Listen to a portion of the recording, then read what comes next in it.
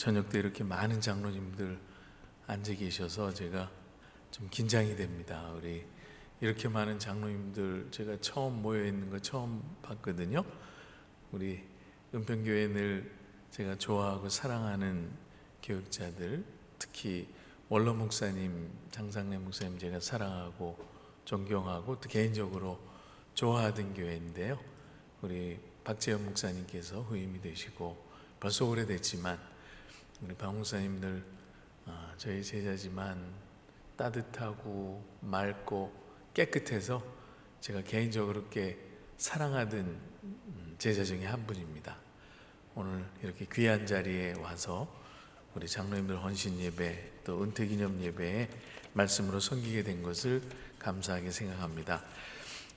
제가 제목을 제자라고 이렇게 정해봤는데요.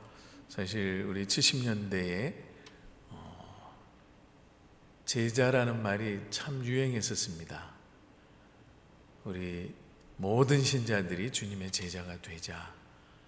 그래서 CCC를 중심으로 해서 수많은 학생단체들 또 각 교회들이 주님의 제자 되는 운동을 열심히 했던 기억이 납니다만 이제는 제자라는 말이 더 이상 한국교회 안에서 오르내리지 않는 것 같습니다.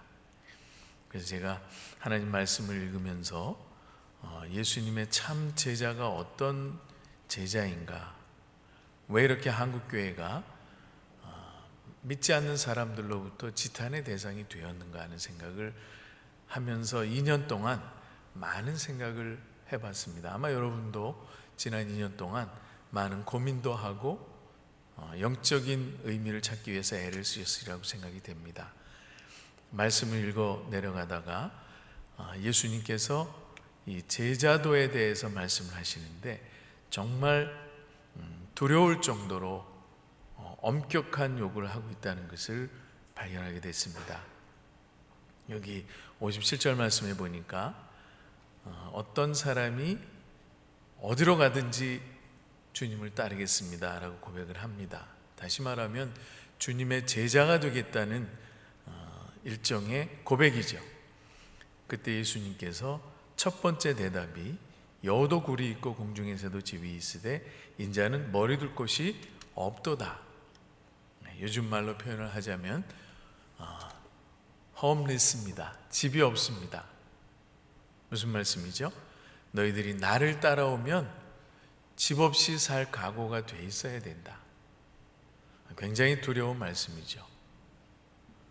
홈리스, 영어로 홈리스는 여러분 잘 아시는 대로 거지를 지칭합니다. 그러니까 예수님은 요즘 말로 얘기하면 거지셨어요. 홈리스, 집이 없으셨거든요. 제자들이 주님의 그 화려한 영적 활동을 보면서 아마 자기들도 주님을 따르면 어마어마한 일을 이룰 수 있으리라고 생각했던 것 같습니다. 여러분 잘 아시는 대로 12제자 중에 십자가 달리시기 전에 두 제자가 서로 다투죠. 누가 높으냐. 지금으로 얘기하면 누가 국무총리가 되고 누가 장관이 될 것이냐. 제자들이 예수 그리스도를 따를 때 사실 세속적인 가치와 세속적인 욕심을 갖고 따랐다는 것을 잘 보여주고 있습니다. 여기에 이 제자도 역시 주님을 따르면 무엇인가 얻을 것이 있지 않을까 하고 따랐던 것 같습니다. 그때 예수님께서 명확하게, 분명하게, 확실하게 나의 제자가 되는 삶이 어떤 것인가를 한마디로 말씀해 주셨습니다. 여우도 굴이 있고 새들도 자기 집이 있는데 나는 없다. 나를 따르면 너희들이 어쩌면 평생 가난한 삶을 살 수도 있다라고 선언을 하십니다. 또 다른 사람이 주님을 따르면서 묻습니다.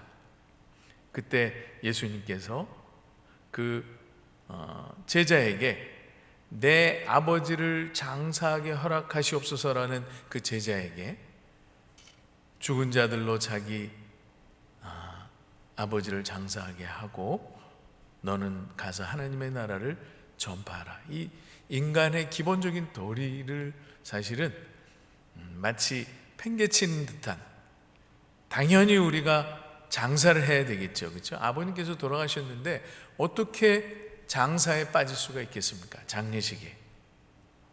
그런데 예수님께서 죽은 자들로 장사 지내게 하고 너는 가서 하나님의 나라를 전파하라. 여기서 중요한 단어가 하나 등장하는데요, 59절에 보면 나로 먼저 가서라는 표현이 나옵니다.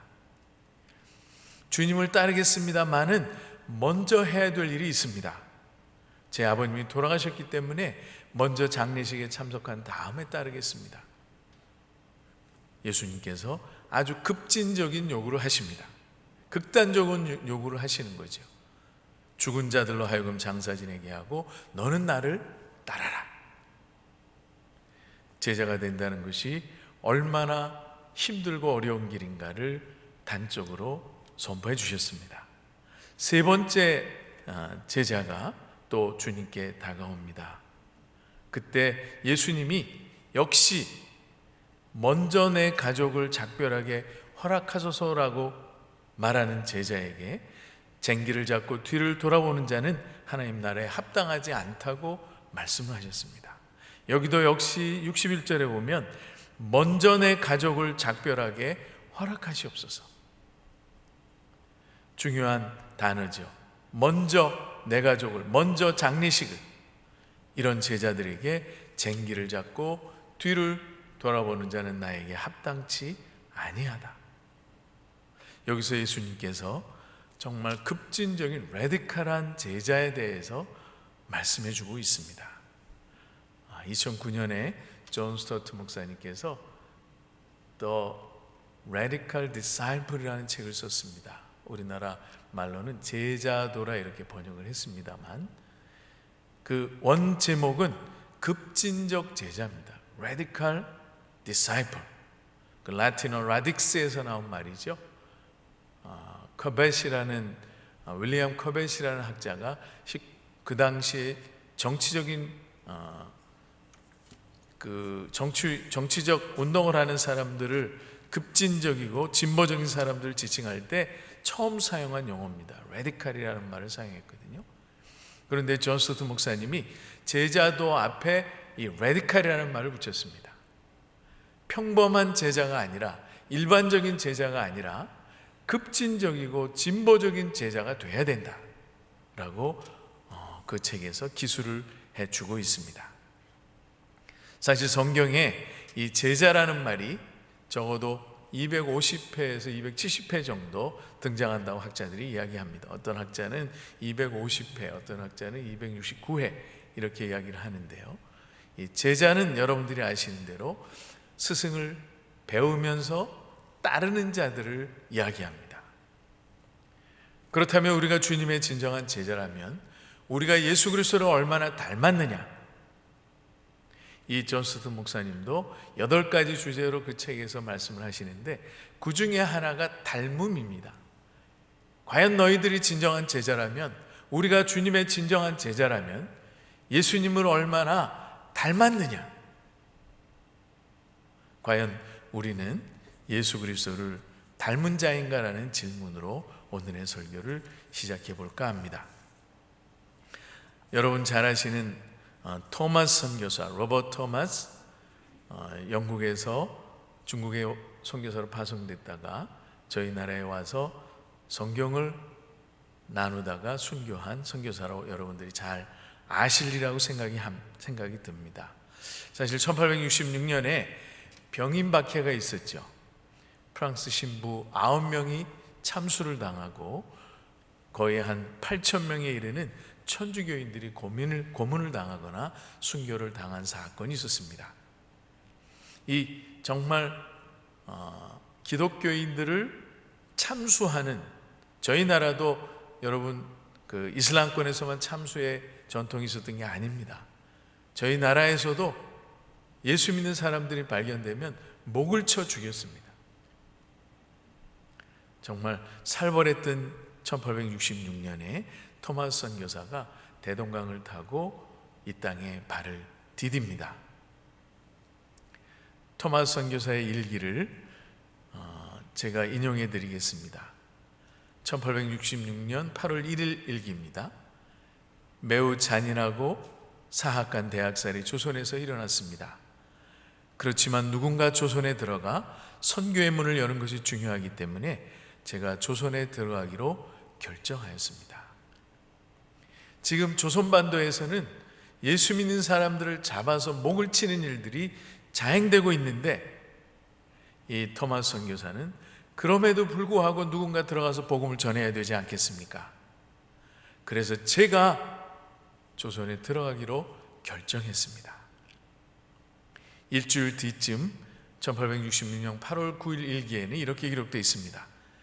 평안하게만 마옵시고 주의 사역에 유익하기만 하다면 피를 흘려 순교한다 할지라도 마다하지 않겠습니다. 자기의 편안한 삶, 안일한 삶 포기하고 주님 사역에 유익하기만 하다면 피를 흘려 순교하는 일까지 마다하지 않겠습니다라는 고백을 합니다. 그리고 여러분 잘 아시는 대로 제너럴 셔먼호의 통역관으로 대동강변에 도착하게 됩니다. 그때 셔먼호가 군인들의 공격으로 불타죠. 그때 토마스 선교사가 깃발을 들고 백기를 들고 강변에 성경 몇 권을 들고 내려왔습니다. 제임스 게일 선교사는 그 당시에 토마스 선교사의 순교 장면을 이렇게 기록하고 있습니다. 한두 명이 백기를 들고 강변에 이르렀으나 조선군이 칼로 사지를 치고 목을 잘랐다. 시체 일부는 약용으로 수집하고 나머지는 모두 불살랐다. 여기 한두 명이 바로 토마스 선교사였습니다. 강변에 이르렀으나 조선군이 칼로 사지를 쳤다. 그때 사지를 친 사람이 여러분 잘 아시는 대로 박춘권 씨입니다. 훈련부장이었었고요. 박춘권 씨가 후일 이렇게 기록했습니다. 그는 두 손을 잡고 무산말을 한 후 붉은 배를 입힌 책을 가지고 웃으면서 나에게 받으라 권하였다. 그러므로 내가 죽이기는 하였으나 이 책을 받지 않을 수 없어 받았노라.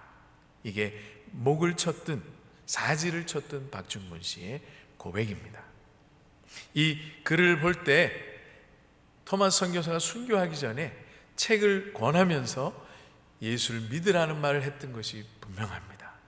여기서 무슨 말을 한 후 붉은 배를 입은 책을 나에게 웃으면서 권하라 했다.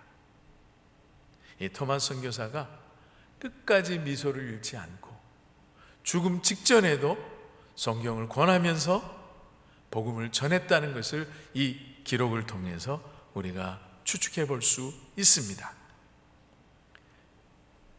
많은 사람들이 토마스 선교사의 행동에 대해서 비난했습니다. 영국에서, 중국에서 동료 선교사들이 무모했다. 어떻게 병인 양요에 수천 명의 천주교인들이 참수를 당하는 그 현장에 복음을 들고 갈 수 있단 말인가? 토마스 선교사야말로 무모한 짓을 했구나. 영국에서조차 토마스 선교사의 이 행위를 비난했습니다. 그런데 놀랍게도 이 토마스 선교사의 사지를 잘랐던 박춘권 씨가 후일 성경을 읽고 영수가 됩니다. 오늘 우리 여기 장로님들 계신데 우리 장로가 된 겁니다. 하나님의 신비죠. 목을 칠 당시에 12살이었던 최치량이라는 어린이 성경 3권을 받아서 영문주사였던 박영식 씨에게 성경을 갖다 줬습니다. 박영식 씨가 자기 집을 성경 이 한 장 한 장 종이가 좋으니까 다 찢어서 벽지로 발랐어요. 나중에 최치량 씨가 사업을 해서 어느 정도 성공을 하고 이 박영식 씨의 집을 구입하게 되는데요. 여관으로 운영을 했습니다. 그때 놀랍게도 여러분 잘 아시는 마포 사무엘 목사님이, 선교사님이 그 집에 가서 깜짝 놀랍니다. 어떻게 이 조선의 이 여관에 하나님의 말씀이 도배로 온 집안을 뒤덮고 있는 거죠. 결국 이 최치량 씨가 마포섬을 선교사님의 그 권유로 예수를 믿게 되고 자기 교회에서 교회를 시작합니다. 그 교회가 바로 여러분 잘 아시는 널다리 교회죠. 널다리 교회는 후일에 장대현 교회라고 이름을 바꿉니다.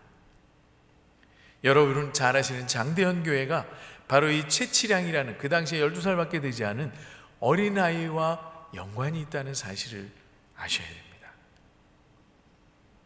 장대현 교회에서 주기철 목사님이 담임하셨던 산정현 교회를 개척합니다. 여러분이 토마스 선교사의 죽음은 결코 헛되지 않았습니다. 아무 일도 못하고 죽은 것 같지만 성경 몇 권 전달하고 참수를 당했던 토마스 선교사, 헛된 일을 한 것 같지만 그 열매는 대단했다는 것을 선교 역사가 우리에게 가르쳐 줍니다. 여러분, 주님이 말씀하신 급진적 제자라는 것이 바로 이런 제자를 이야기하는 겁니다. 적당히 하나님을 따르는 자가 아니라, 적당히 하나님의 말씀을 순종하는 자가 아니라, 한 다리는 세상에 놓고 한 다리는 교회에 걸치면서 사는 제자들이 아니라 온전히 주님을 위해서 헌신하는 제자가 급진적 제자라는 말씀입니다. 여기 주님이 말씀하신 내용들을 다시 한번 살펴봅니다. 너희들이 나를 따르려거든 가난을 각오해야 된다. 누가복음 18장에 부자 청년의 이야기가 나옵니다. 부자 청년이 어떻게 영생을 얻습니까? 그때 예수님께서 다 팔아서 가난한 자들에게 주고 나를 따르라 그랬어요. 부자 청년이 근심하며 갔습니다. 부자 청년에게 재물은 모든 것이었습니다. 사실 우리에게도 그렇습니다. 재물은 우리의 모든 것입니다. 여기서 재물을 포기하라는 주님의 말씀은 너의 모든 것을 포기하라는 겁니다. 예수님께서 한 가지 부족한 것이라고 지적하십니다. 주의 계명을 다 철저하게 지켰던 청년입니다. 고급 관원이었었고 아마 상당한 교육을 받았을 가능성이 있습니다. 그런데 이 청년은 물질이 많았다고, 일반 부자가 아니라 큰 부자였었다고. 집 한두 채 가진 정도가 아니었겠지요. 지금으로 얘기하면 수십억, 수백억을 가진 청년이었을지 모르겠습니다. 주님이 다 팔아서 가난한 자들에게 주고 그 다음에 나를 따르라. 부자 청년이 심히 근심하며 가니라. 그 뒤에 이 청년의 상태는 성경에 기록되어 있지 않습니다. 주님의 제자가 된다는 것은 나의 가장 귀한 것을 주님 앞에 내려놓는 행위이고, 주님의 제자가 된다는 것은 나의 가장 고귀한 것을 주님 앞에서 포기한다는 선언이라고 생각을 합니다. 이 극단적 제자도가 언급하고 있는 또 한 가지 중요한 주제 중에 하나가 불순응이라는 주제였습니다. 영어로 non-conformity, 순응하지 않는다. 다시 말하면 세속적인 삶과 일치된 삶이 아니라 세속적인 삶에서 오히려 의지적으로 벗어나서 사는 삶을 이야기합니다. 세상의 부와 권력과 명예에 순응하지 않는다. 세상 사람들이 추구하는 삶을 더 이상 추구하지 않는다. 존 스투 목사님은 이러한 삶을 non-conformity라 그래서 불순응의 삶이라. 많은 사람이 이 세상에 순응하면서 살아갑니다. 세상 사람들이 살아가는 것과 똑같은 방식으로 살아갑니다. 그러나 주님은 그렇게 살지 말아라. 세상을 따르지 말아라. 세상의 가치를 따르지 말아라. 세상 사람들의 삶의 방식을 따르지 말아라. 세상과 다른 가치의 삶을 살아갈 것을 우리에게 요구하고 있습니다. 여러분, 초대교회 성도들이 어떻게 그렇게 단시간 내에 로마 제국을 복음으로 정복할 수 있었습니까? 적어도 초대교회 200~300년 동안 그 가난하고, 성경을 보면 대부분 저층, 하층민이었었죠. 로우 클래스들이 그 당시 크리스찬들의 대부분을 차지했습니다. 그런데 어떻게 그 사람들이 로마 제국을 복음으로 점령했느냐? 글렌 힌스라는 분이 초대교회의 성장 요인을 영어 2단어로 요약을 했습니다. 하나는 배타주의, 그리고 다른 하나는 참지 않는 것, 용인하지 않는 것이다 그랬습니다. 영어로 exclusivism과 intolerance. 다시 말하면 철저히 배제된 삶을 살았다. 무엇이 배제됐다는 것입니까? 세속을 철저하게 배격했어요.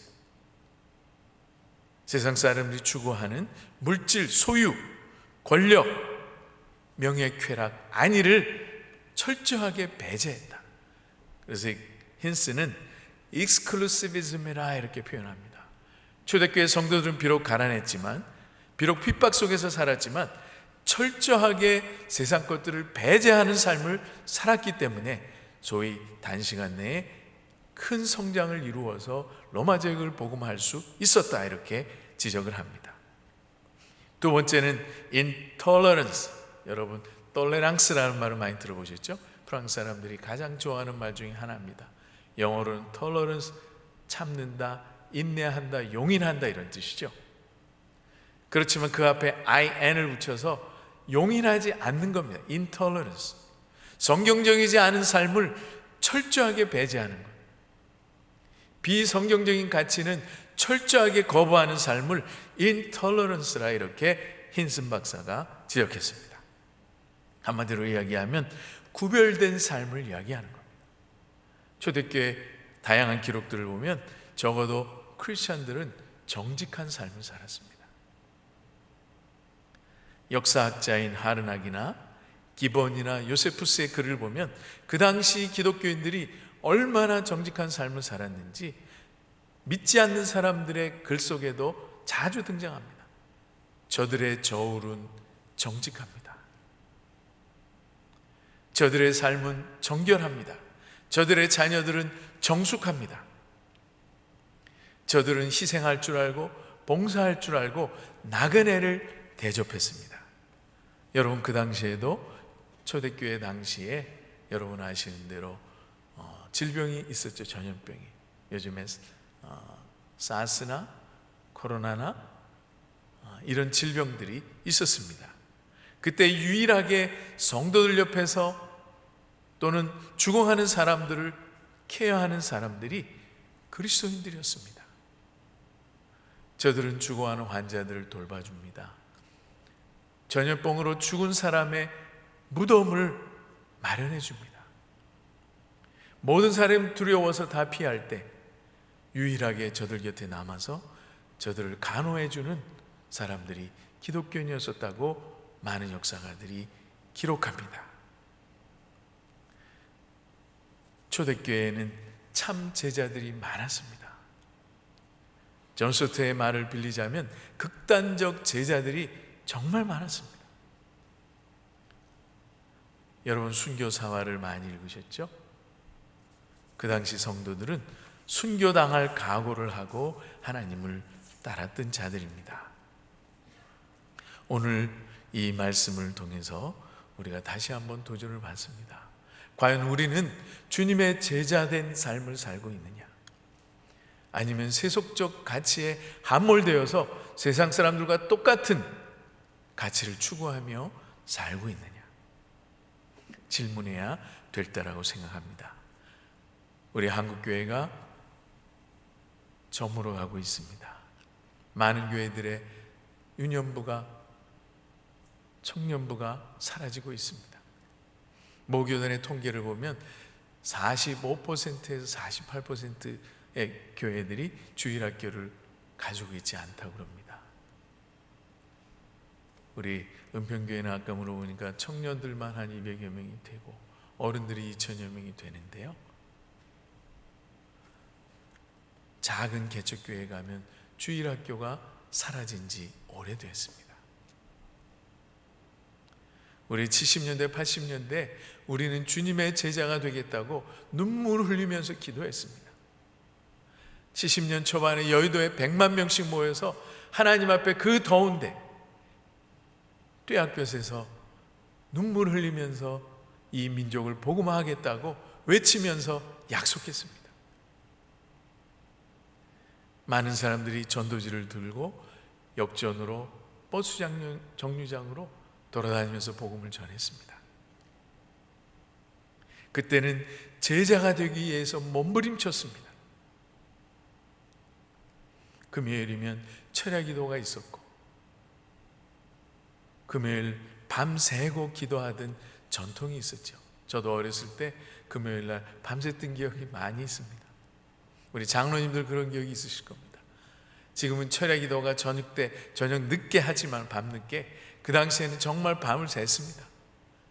10시쯤 모여서 기도하다가 찬양하고 또 잠깐 자다가 일어나서도 기도하고 찬양하고, 그 당시에는 정말 주님이 되기 위해서 몸부림쳤던 성도들이 많이 있었습니다. 저도 상박산에 올라가서 기도하고 민족 통일을 위해서 기도하고 이 민족을 복음화해달라고 기도하고 영등포 역전에 나가서 전도지를 뿌리고 전철에서 우리 친구와 함께 전도지를 나누고 어떻게 해서든지 주님의 원하시는 제자의 삶을 살기 위해서 애를 썼던 때가 있었습니다. 어느새 하나님께서 축복하셔서 80년대 폭발적인 성장이 일어났죠. 90년대에 수많은 선교사들이 땅끝으로 파송받기 시작했습니다. 그런데 안타깝게도 30년 한 세대가 지난 지금 한국교회는 침몰하고 있다는 소리를 여기저기서 듣고 있습니다. 그 이유가 무엇일까? 곰곰이 생각해 봤습니다. 어떻게 이 무너져가는 한국교회를 다시 일으켜 세울 것인가? 방법은 하나밖에 없다라는 결론에 이르렀습니다. 우리가 70년대와 같은 주님의 참 제자가 되는 것밖에는 없습니다. 이제라도 다시 주님의 참 제자가 돼서 주님이 원하시는 삶을 살아드리는 거죠. 평범한 제자가 아니라 급진적인 제자가 돼야 됩니다. 이 세상의 가치를 철저히 거부하고 이 세상의 유혹을 철저히 뿌리치고 정말 주님이 원하시는 이 참 제자의 삶을 살아야 될 때가 됐다고 생각합니다.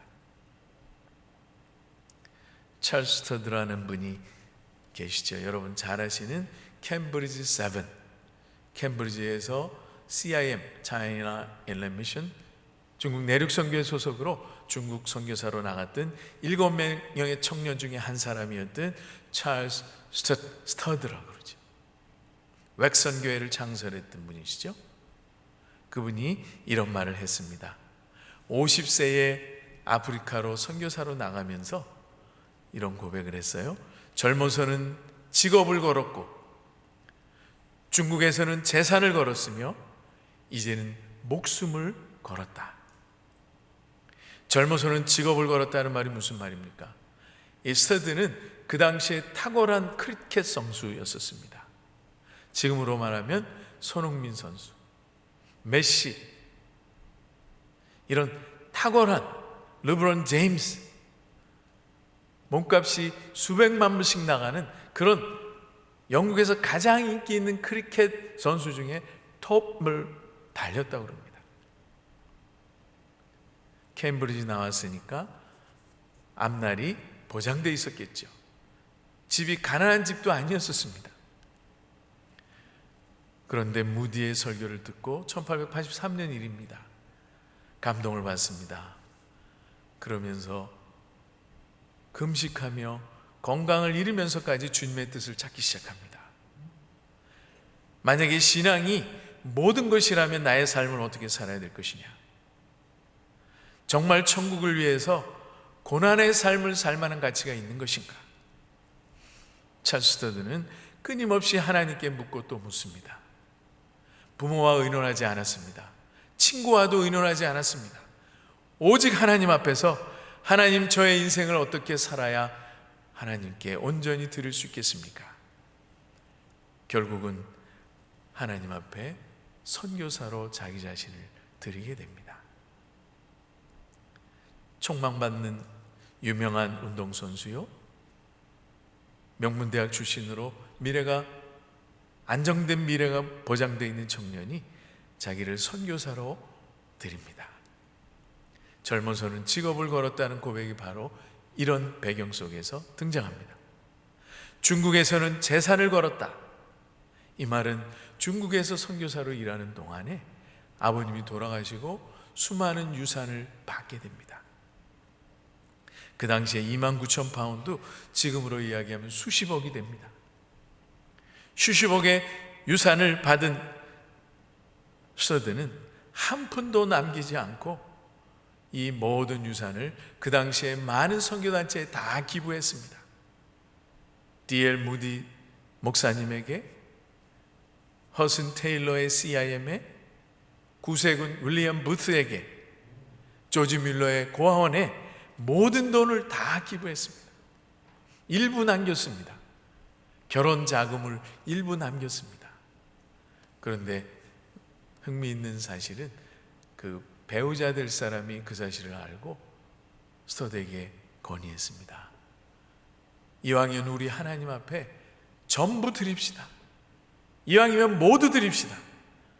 그래서 스터드가 결혼 자금으로 남겨놨던 것까지 전부 하나님 앞에 드리게 됩니다. 우리 같으면 미래를 위해서 일부 저축해 놓을 수도 있겠죠. 집을 사놓든지 증권을 사놓든지 뭔가 했을 텐데 스터드는 전혀 그렇게 결정하지 않았습니다. 한 푼도 남기지 않고 모두 나눴습니다. 이게 중국에서는 재산을 걸었다는 고백의 배경입니다. 마지막으로 이제는 목숨을 걸었다. 50세에 건강 때문에 영국에 돌아와 쉴 때입니다. 중국에 가서 사역을 하다가 건강을 잃고 돌아왔다가 회복이 되자 인도에 다시 가서 인도에 선교 사역을 하다가 또 건강을 잃어서 다시 영국에 돌아왔습니다. 그때 나이가 만 50세입니다. 그때 우연히 길에 가다가 아프리카 선교사가 써붙인 조그만 메모를 보고 아프리카에 선교사로 가기로 결정을 합니다. 선교단체에서 말렸습니다. 당신은 아프리카에 가면 2달 안에 죽습니다. 의사들이 말렸습니다. 당신 같은 건강을 가진 사람이 아프리카에 가면 6개월 안에 죽습니다. 절대로 가면 안 됩니다. 왜냐하면 그 당시에 허슨 테일러는 천식을 앓고 있었고요, 잠자는 시간이 하루에 2-3시간밖에 안 될 정도로 아주 유약한 몸을 가지고 있었습니다. 그렇지만 찰스 스터드가 그분들에게 이렇게 고백했습니다. 그렇습니다. 저는 약합니다. 어쩌면 죽을 수도 있습니다. 그렇지만 나의 생명을 책임지는 분은 하나님이십니다. 제가 하나님을 의지하고 아프리카로 가겠습니다. 그래서 이 50대 된 해에 다시 아프리카로 향하게 되죠. Heart of Africa라는 선교단체를 세우고 무려 18년 동안 아프리카에서 선교 사역을 감당하십니다. 이 알프레드 벅스턴이라는 분이 그 찰스 스터드의 삶을 보고 이렇게 2줄로 요약했습니다. 나는 그에게서 하나님이 원하시는 성도란 자신의 성화에만 관심을 기울이는 사람이 아니라 반쯤은 군사이어야 함을 깨달았습니다. 그렇습니다. 우리가 주님의 제자가 된다는 것은 단순히 성화에만, 나 자신의 성화에만 머물러서는 안 되고 하나님을 위한 군사가 되어야 된다. 하나님이 원하시는 영적인 군사가 되어서 하나님이 어디를 보내시든지 가야 되고 무슨 일을 시키든지 순종해야 되고, 오늘 말씀처럼 집이 없다 할지라도, 장례식을 치르지 못한다 할지라도, 가족과 작별하지 못하라 할지라도, 작별 인사를 하지 못한다 할지라도 주님을 먼저 섬겨야 되는 자다. 오늘 말씀에서 먼저 해야 될 것을 예수님이 가르쳐 주십니다.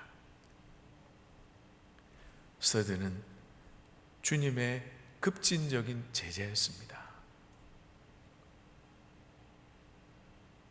말씀을 마치겠습니다.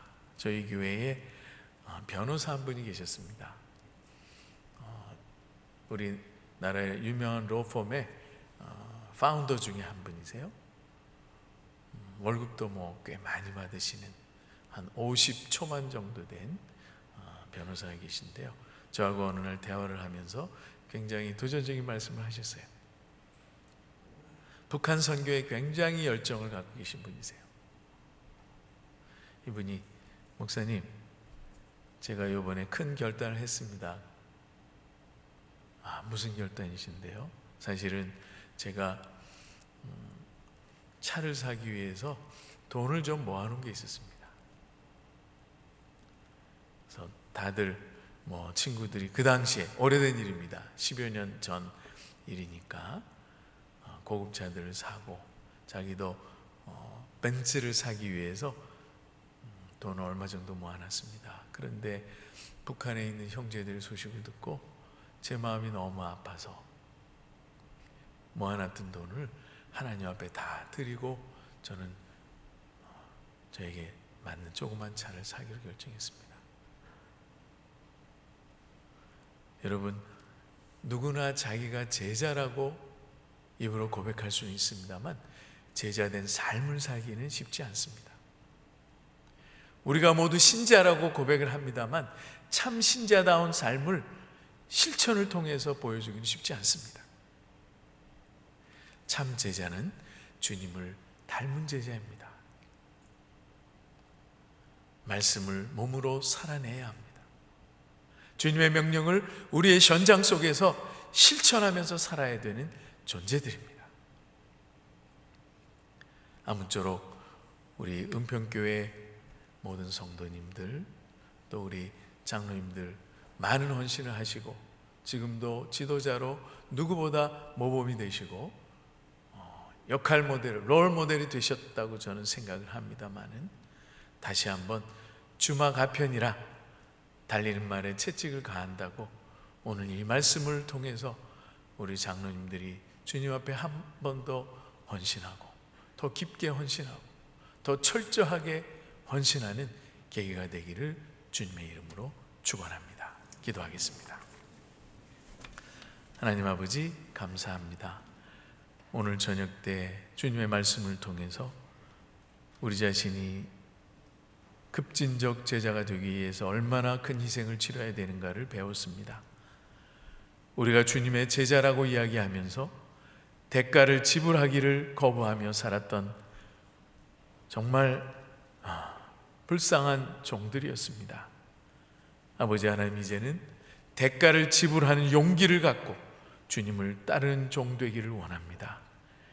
아버지 하나님, 주의 종이 된다는 것이 무슨 의미이며 주님의 제자가 된다는 것이 무슨 의미인가를 오늘 저녁 잠깐 생각해 봤습니다. 아버지 하나님, 주님을 위해서 어떤 대가를 지불한다 할지라도 용감하게 포기할 줄 아는 저희들 다 되게 해 주시옵소서. 예수님 이름으로 기도합니다. 아멘.